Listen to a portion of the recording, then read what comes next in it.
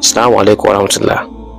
Yau kamar kullum a ƙarƙashin kundin tarihi za mu kawo wani taƙaitaccen tarihin ibtila'i da ya girgiza duniya wanda har abada ba za ta mantawa da shi ba, wato tarihin afkuwar tsunami wanda ya faru a ƙasar Indonesia. A taƙaice,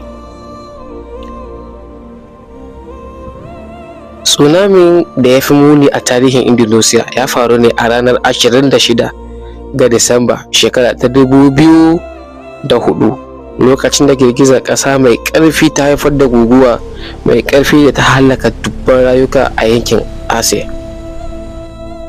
Takaitaccen tarihi na tsunamin Indonesia: abin ya afku ne ranar 26 ga watan Disamba shekara ta 2004. Girgizar ƙasa mai ƙarfi da ta kai magnitude 9.1 zuwa 9.3 a ƙarƙashin teku kusa da gabar arewacin Sumatra a ƙasar Indonesia.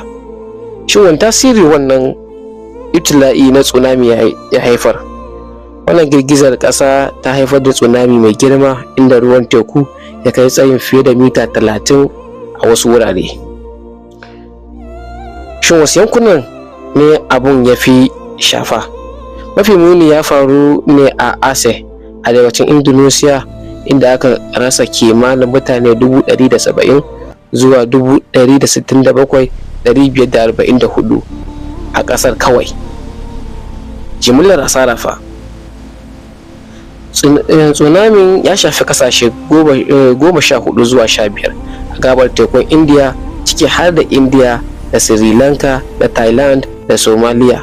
An kiyasta mutane fiye da 230 sun mutu gaba ɗaya. Shin yaya tasirin wannan tsunami yake?